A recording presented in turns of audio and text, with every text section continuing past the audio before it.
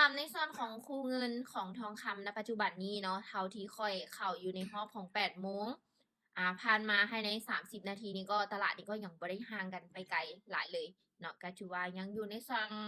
อ่าถ้าเทียบในโซนเก่าเนาะในโซนของโซนขายก็ถือว่ายังลีดอยู่ในโซนนี้อยู่เนาะเห็นบ่อืมอา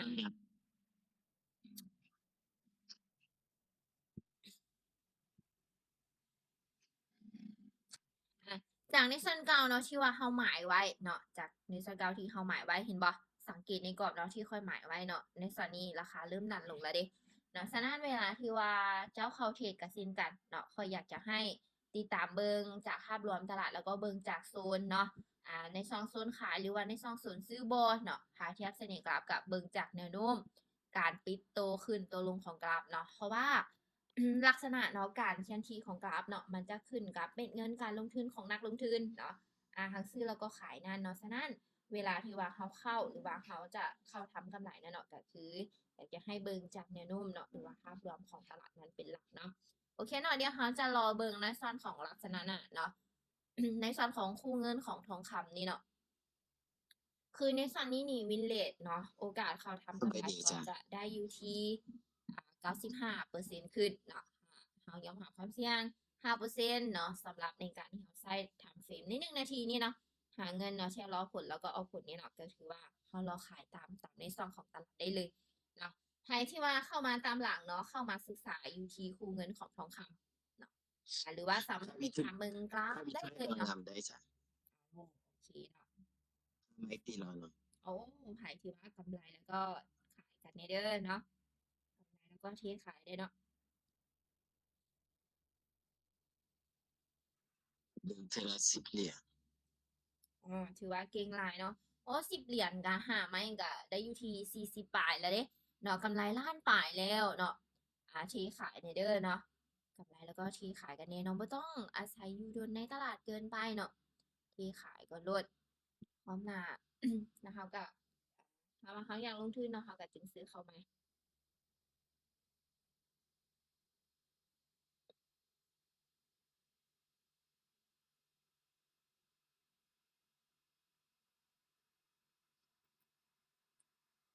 เดี๋ยวมาเบิ่งในส่วนของลักษณะนี้เนาะหากเทียบไซส์ไทม์เฟรมใน1นาทีนี่เนาะถ้าว่าเขาอยากขายให้ได้ประสิทธิภาพนี่เราต้องรอให้ราคาเนี่ยมาลิ่นอยู่ในซองของโซน4613จุดคงหานี้ก่อนเนาะเป็นอย่างเนาะจึงว่าเขาต้องมารอขายอยู่ในซองส่วนนี้เนาะเพราะว่าตามแนวโน้มของตลาดเนาะในซองจังหวะนี้ก็จะเป็นช่วงที่เบิ่งจากลักษณะของกราฟเนาะจะเป็นช่วงที่ทำการปิดตัวลงเนี่ยเป็นสลายเลยเนาะแล้วโอกาสที่เขาจะถือกดดันราคานี่จะบ่มีเนาะ เพราะว่าอย่างเนาะในสัดส่วนนี้นี่บวกกับหลายๆคนเนาะตั้งกรอบที่ขายอยู่ในซองนี้ราคามันจะหลวมเนาะแล้วก็จากแนวโน้มเก่าเนาะของตลาดก็คือราคาขึ้นมาสูงเนาะโอกาสการทำกำไรเนาะในส่วนการที่ขายหรือการรักษากำไรนี้มันจะสูงเนาะเดี๋ยวเบิ่งในลักษณะหน้าเนาะราคาจะขึ้นมาฮอตบ่ถ้าว่าขึ้นมาฮอตเนาะเราก็จึงจะรอการเข้าเนาะหรือว่าถ้าว่าบ่ฮอตเนาะอาจจะได้รอดุลก็จะลองสะลอกราฟ ไปที่กลับใหม่เนาะแต่ว่าโดยซอบโดยภาพรวมเนาะถ้าว่าเขาใช้เป็น30 นาทีขึ้นเนาะหรือว่า1 ชั่วโมงเนาะขึ้นเนาะก็ถือว่าเขาสามารถเทขายได้เลยเนาะในส่วนนี้เนาะตั้งแต่ในส่วนของราคา4613.51เนาะจนมาถึงในส่วนของราคา4591.39เนาะจากในโซนซองนี้เนาะ ในบางเขตนี่เนาะก็คือเราสามารถเทขายได้เลยเพราะอย่างเนาะเขาที่ให้เบิ่งตามแนวโน้มภาพรวมตลาดเนาะในส่วนจังหวะศูนย์นี่แนวโน้มของตลาดเนี่ยจะอยู่ในส่วนที่ทำการปิดตัวลงหรือว่าซื้อถึงการเข้าขายเนี่ยเป็นจำนวนหลายเนาะเพราะว่าจากราคาในช่องเก้าเนาะที่ดันราคาขึ้นมานี่ก็สูงหลายเติบเนาะฉะนั้นเนาะ จากคนที่เขาจะซื้อไว้แต่ช่วงนี้เนาะราคา448619เนาะพอถึงในส่วนของราคา464614เนาะราคาห่างกันอยู่ที่200เลยเนาะโอกาสทำกำไรมันก็หลายแล้วเนาะคล้ายๆคือทองคำเนาะถ้าว่าลงมา4950เนาะแต่พอขึ้นไป52 53เทขายกับกำไร3ล้านแล้วสินะเนาะก็จะเป็นแบบนั้นฉะนั้นเนาะเวลาที่เขาเข้าเนาะในการที่เขาลงทุนในราคาเขาก็นิดหน่อยนึงเนาะอยากให้ราคาเนี่ยมันมาตามฝากที่เขาลงทุนอาจจะริมสองสั้นเนาะเสียงทีมงานมองมาเมื่อกี้นี่ว่าอีทีเรียมงามเนาะเดี๋ยวมาเบิ่งในส่วนของตัวเงิน ทุกครั้งในการที่เขาเข้าเนาะบ่ว่าจะอยู่ในส่วนใดก็ตามเนาะอยากจะเน้นให้เลยเนาะก็คืออยากให้เบิ่งจากภาพรวมตลาดก่อนเนาะลิ้นอยู่ในช่วงสั้นอยู่เนาะสำหรับ Ethereum ในส่วนนี้ แต่ว่าตลาดนี่ขึ้นมาสูงพอสมควรเนาะถือว่าโอกาสการขายนี่ก็ยังหนาอยู่เนาะแต่ว่าตลาดเนี่ยยังลิ้นอยู่ในช่วงของไซด์เวย์ช่วงสั้นเนาะในส่วนนี้ ถือว่าในเกณฑ์นี้ก็โอกาสทำการขายของเขาก็ได้สูงอยู่เนาะได้ถึง95อัพขึ้นแหละเนาะสำหรับพี่เขาใช้ทำฟิปใน1นาทีนี้แต่ก็จะมีโอกาสที่จะถือกดดันราคาก็มีแต่อย่าง5%เนาะเป็นอย่างเนาะจึงว่าโอกาสเนาะที่เขาเข้าเนี่ยเนาะความเสี่ยงเนี่ยยังค่อนข้างว่าเริ่มสูงเนาะสังเกตเบิ่งในลักษณะกรอบของตลาดของเจ้าเนาะลักษณะแท่งเทียนการปิดตัวขึ้นตัวลงเนี่ยมันจะไม่ได้ห่างกันหลายเนาะแล้วจะเห็นให้เขาเนี่ยถือกดดันราคาเนี่ยได้ค่อนข้างว่าง่ายอยู่ แต่ถ้าว่าเฮาเน้นเนาะหรือว่าเฮายังรับความเสี่ยง5%เนาะให้แลกกับ VDAX 95เนาะมันก็อาจจะโอกาสทำกำไรกับเฮาอันนี้ก็ได้สูงอยู่เนาะ แต่ก็ค่อนข้างว่าเสี่ยงอยู่เนาะจากในส่วนนี้เพราะว่ามันลิ่นอยู่ในซองสั้นๆของเจ้าเว้ยเดี๋ยวเฮาสโลว์ไว้ก่อนเนาะถือว่าเป็นทางเลือกให้เฮาอยู่เนาะแต่ก็ อาจจะทางที่ดีกว่านั้นอีกเนาะแต่ไผที่ยอมรับความเสี่ยงได้เนาะในส่วนของราคา2076เนาะจนถึง2088สามารถขายได้เลยเนาะวิลเลจ95เนาะถ้ายอมรับความเสี่ยง5%ได้ก็คือเขาสามารถเข้าขายได้เลยเนาะในส่วนนี้ เพราะว่าโดยภาพรวมตลาดแล้วเนาะ พอกราฟขึ้นมาจากในซองศูนย์นี้เนาะมาถึงในซองนี้ราคายังจะลงเนาะออเดอร์นี้กับสินเดียวกันเนาะวิลเลจขายได้ถึง95เลยในสันนี้เนาะแต่100ว่ากรอบมันใกล้กันโพดเนาะคอยจึงว่าบ่ท้าวิเคราะห์เนาะบ่ท้าลงทุนว่าซั่นๆเนาะแต่ว่าสามารถวิเคราะห์ ตามแนวทางนี้ให้ได้เนาะแต่ว่าในการเข้านี่ยังบ่อยากท้าเข้าเนาะเพราะว่ายังกรอบมันสั้นเกินไปโพดเนาะ ขายได้จ้ะ มันจะกดดันราคาเนาะไผที่ว่าขายกำไรก็ก็ก็ดีไปเนาะแต่ว่าอยากให้ถอนเนี่ยเนาะสำหรับกำไรแล้วกำไรแล้วก็ถอนเลยเนาะ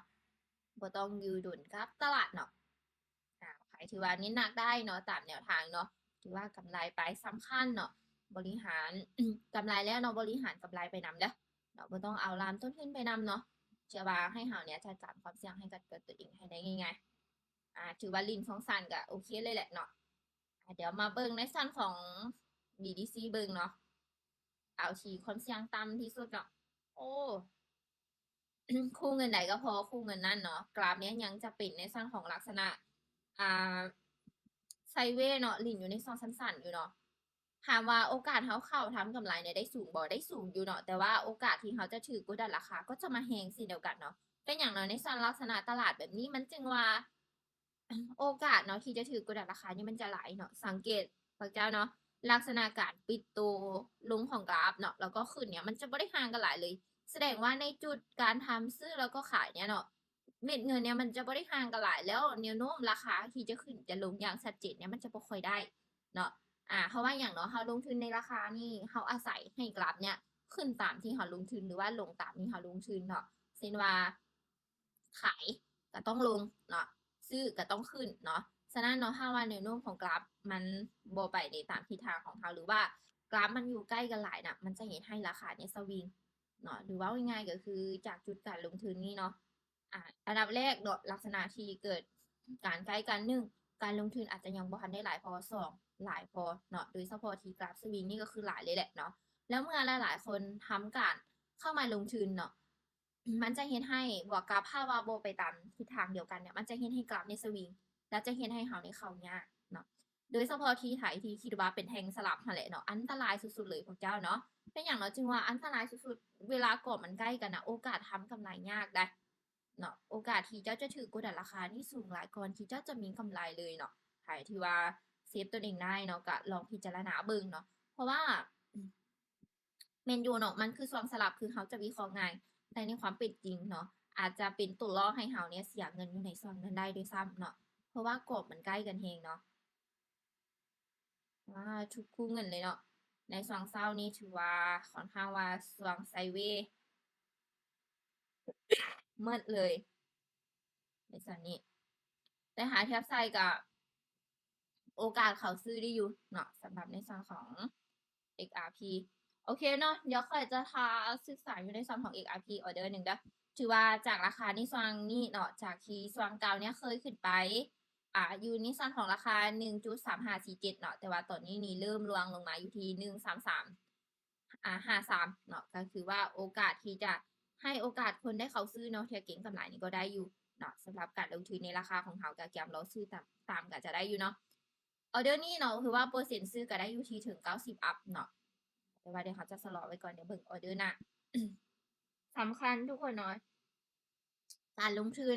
เพื่อให้เจ้าเนี่ยได้ไปตามแนวทางหรือว่าตามกรอบที่เจ้าต้องการเนาะพยายามเนาะอยากให้ติดตามเบิ่งจากภาพรวมตลาดสำคัญเนาะแล้วก็พยายามเนาะจับจุดให้ตนเองเนี่ยเข้าตามฟ้ากกับการลงทุนของคนฉลาดเนี่ยให้ได้แท้ๆในขณะที่เรา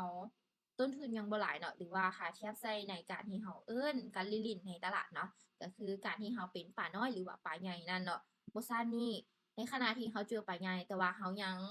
ปีกบ่แข็งแรงเนาะอาจจะเฮ็ดให้เราขาดทุนเนาะโอเคเนาะคือในลักษณะทรงนี้เนาะสำหรับในส่วนของคู่เงิน XRP เนาะสำหรับการลิ้น2สั้นภายใน1นาทีนี่เนาะทางผู้ผลก็คือว่า win rate ทางขายเนี่ยจะได้อยู่ที่ 90% เลยยอมรับความเสี่ยง 10% เนาะจึงเข้าขายได้เนาะเดี๋ยวสะรอไว้อีกแป๊บหนึ่งก่อนเนาะเพราะว่ากรอบมันอยากสั้นแฮงเป็นอย่างเนาะข่อยจึงว่าเปอร์เซ็นต์ขายมันจะสูงก่อนหาเทียบใส่ในการลิ้น2สั้นภายใน1นาทีนี้สังเกตเนาะเบิ่งจากแนวโน้มของตลาด ในส่วนนี้ในกรอบเนาะจะทำการปิดตัวลงหรือว่าเอื้นว่ากรอบผ่านต้านแล้วเนาะแต่นึกว่ามันกรอบบ่แข็งแรงเนาะกรอบยังสั้นๆอยู่เนาะแล้วก็ในส่วนนี้ก็ทำการซื้อมาในช่วงนี้โอกาสขายก็ถือว่าเปอร์เซ็นต์สูงอยู่หั้นนะความหมายเดี๋ยวเบิ่งในลักษณะหน้าเนาะ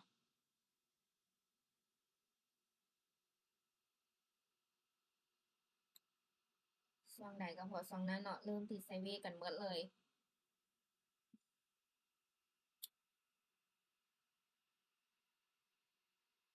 อดีตเนาะจะอยู่ในส่วนของโซนฐานรับแต่ว่าข้างหน้านี้อาจจะเป็นในส่วนของชะลอขายหน่อยหนึ่งเนาะสังเกตเนาะแต่ถามว่าเปอร์เซ็นต์ขายยังสูงบ่สูงอยู่เนาะ ก็ถือว่าได้อยู่ที่90อัพเนาะถ้าว่าขึ้นไปอีกน้อยหนึงก็ยังสามารถที่จะดีดตัวกลับมาได้อยู่ แต่นึงด้วยว่าที่ยังบ่ท้าเข้าเนาะสังเกตพวกเจ้ากรอบมันจะสั้นเพิ่นเนาะเวลามันต่ำนี้มันจะโอกาสดีดกลับขึ้นได้อยู่เนาะเพราะว่าในการลงทุนเนาะคือที่เขาได้ชี้แจงกันมาเรื่อยๆเลยในการเข้าเนาะนักลงทุนแต่ละคนเนาะต้นทุนบ่เท่ากันเนาะบางคนก็มีงบอยู่ที่1,000 เหรียญ 2,000 เหรียญ 3,000 เหรียญ100 เหรียญเนาะหรือว่าหลักหมื่นเหรียญหลักแสนเหรียญเนาะ ถ้าเขาเทขายลงมารอบหนึ่งเนาะจากที่เขาเจ้ามีต้นทุนที่สูงนะหรือว่าเม็ดเงินของเขาต้องรองรับที่สูงนะเขาจะขาดทุนเลยฉะนั้นเนาะในการเข้าของเขานี่ต้องเซฟที่สุดเลยเนาะโดยเฉพาะในการลงทุนในส่วนของราคาเนาะที่เขาใส่กันอยู่นี่เดี๋ยวไปสโลว์เบิ่งกราฟใหม่กันเนาะเพื่อความปลอดภัยบ่ซั้นจะถูกกดดันราคาเนาะแต่ก็ยอมรับความเสี่ยงเนาะ10%เนาะคือที่ข้อยว่าเลยก็คือสามารถขายได้เนาะสังเกตเนาะอย่าให้ตัวของเจ้าเองเนาะทุกคนเนาะติดตามเบิ่งจากในส่วนของฐานราคาแหละอันนี้คือข้อยบอกด้วยความรักความแพงเลยสำหรับนักลงทุนเฮาทุกคนเนาะในการสร้างรายรับให้กันกับตัวเองในตลาดณปัจจุบันนี้นะแทบว่าจะเข้าบ่ได้เลยเบิ่งตามแนวโน้มนี่คืองามซื่อๆเนาะแต่ว่าในหลักการเข้าตัวจริงนี่แทบจะบ่ได้เนาะคือที่เฮาเห็นจากกราฟเมื่อกี้นี่แหละเนาะ ขึ้นตามกรอบดีดลงมาตามกรอบขึ้นเนาะเพราะว่าในจุดที่ทำการซื้อการขายนี่ราคาเนี่ยมันจะยังใกล้กันหลายลิ้นสองสันเนาะถือว่าความเสี่ยงสูงเลยเนาะเวลาลิ้นสองสันนี่บางคนว่าโอ้เป็นแพงสลับเนาะค่อยบ่อยากให้คิดแบบนั้นเลยเด้อเนาะในลักษณะการเข้าโบซ่านี่เขาจะถือกดดันราคาเนี่ยสูงเลย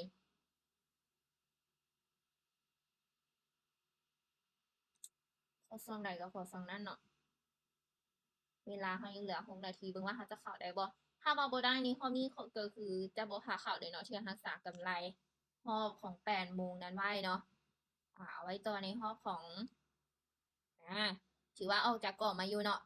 โอเคทุกคนเนาะเขาน่าจะเข้าได้อยู่ที่ Ethereum นี่ออเดอร์หนึ่งอยู่เนาะสำหรับในฐานของตลาดถือว่ารอมาสมควรเลยเนาะ